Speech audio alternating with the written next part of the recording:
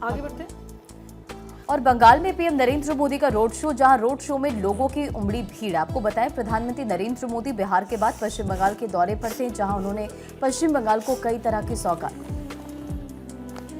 तो देखिए, साथ ही प्रधानमंत्री मोदी ने इस दौरान में एक रोड शो भी किया और पीएम मोदी के इस रोड शो में बड़ी संख्या में लोगों की भीड़ उमड़ी, जहां लोगों ने पूरी गर्मजोशी से पीएम मोदी का स्वागत किया। तो साथ ही प्रधानमंत्री मोदी ने भी लोगों का अभिवादन स्वीकार किया। तस्वीरें आप देख रहे हैं रोड शो की। प्रधानमंत्री मोदी बंगाल में रोड शो करते नजर आते हैं। रोड शो में लोगों की भारी भीड़ उमड़ती हुई नजर आती है।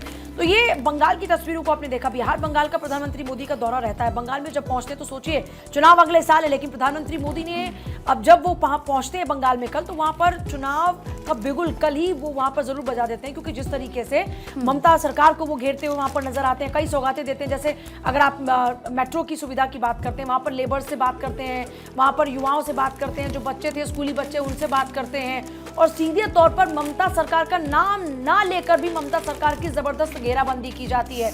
घुसपैठ जैसे मामलों का जिक्र वहां पर भी किया जाता है। इसके साथ साथ बात वहां पर सौगातों की भी होती है और कैसे बंगाल को आगे और विकास की धारा के साथ जोड़ा जाएगा, इसका जिक्र भी प्रधानमंत्री मोदी करते हुए नजर आते हैं। और वहीं पीएम ने कुछ और बड़ी बातों का जिक्र करते हुए घुसपैठियों के लिए कहा कि घुसपैठियों को किसी भी कीमत पर बर्दाश्त नहीं किया जाएगा। वहीं आपको बता दें कि कोलकाता मेट्रो को भी हरी झंडी दिखाई गई। मोदी मोदी के नारे यहां पर सुनाई दिए। प्रधानमंत्री ने कहा कि कोलकाता का पब्लिक ट्रांसपोर्ट अच्छा हो रहा है। उन्होंने कहा कि पश्चिम बंगाल की डेमोग्राफी बदल रही है। घुसपैठियों के खिलाफ केंद्र सरकार ने बड़ा अभियान शुरू किया है।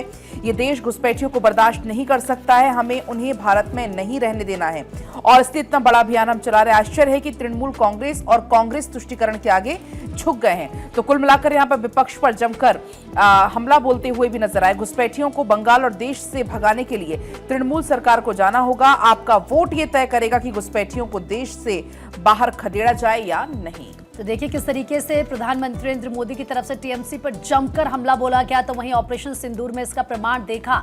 हमारी सेना ने सीमा पर आतंक को खत्म किया और लगातार आतंक पर एक बड़ा प्रहार किया जा रहा है। इस बात का जिक्र भी प्रधानमंत्री नरेंद्र मोदी की तरफ से किया गया है।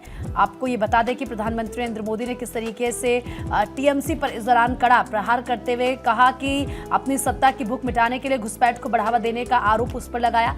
और क्या कुछ प्रधानमंत्री ने कहा, सुनिए। हमारी सेना ने सीमा पार आतंकियों और आतंक के आकाओं के अड्डों को खंडहर में बदल दिया। हमारी सेनाओं ने आतंकियों को ऐसा सबक सिखाया कि पाकिस्तान की आज भी नींद उड़ी हुई है। भारत की इस सफलता के पीछे बहुत बड़ी शक्ति मेड इन इंडिया अस्त्र शस्त्र की रही है, और मुझे गर्व है कि भारत की सेना को ताकत देने में बंगाल के इस इलाके की भूमि का बहुत बड़ा योगदान है।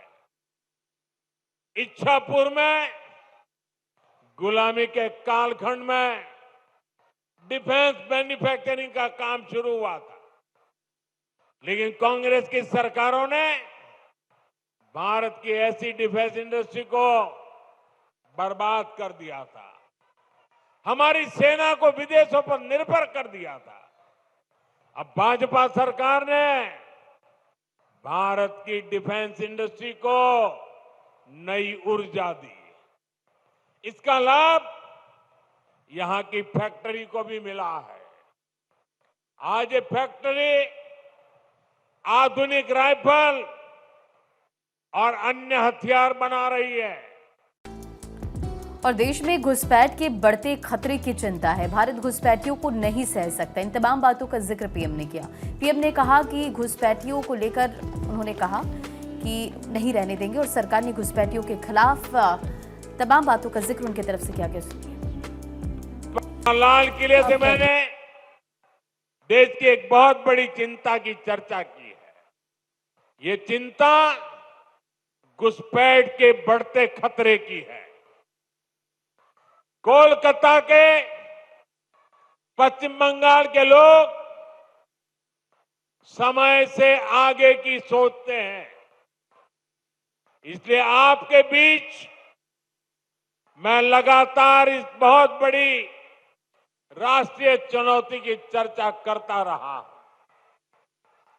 आजकल आप देखते हैं, जिन देशों को विकसित कहा जाता है, जिनके पास संसाधनों की कोई कमी नहीं है, वहां घुसपैठियों के खिलाफ मुहिम चल रही है। ये देश अब घुसपैठियों को ज्यादा नहीं सह सकता। घुसपैठियों को निकालना चाहिए कि नहीं निकालना चाहिए? घुसपैठिए जाने चाहिए कि नहीं जाने चाहिए? उनको भगाना होगा कि नहीं भगाना होगा? कौन भगा सकता है? कौन भगा सकता है? घुसपैठियों से बंगाल को कौन मुक्त करा सकता है? घुसपैठियों से बंगाल को कौन मुक्त करा सकता है? साथियों, मोदी नहीं, भाजपा नहीं, आपका एक वोट करा सकता है। आपका एक वोट।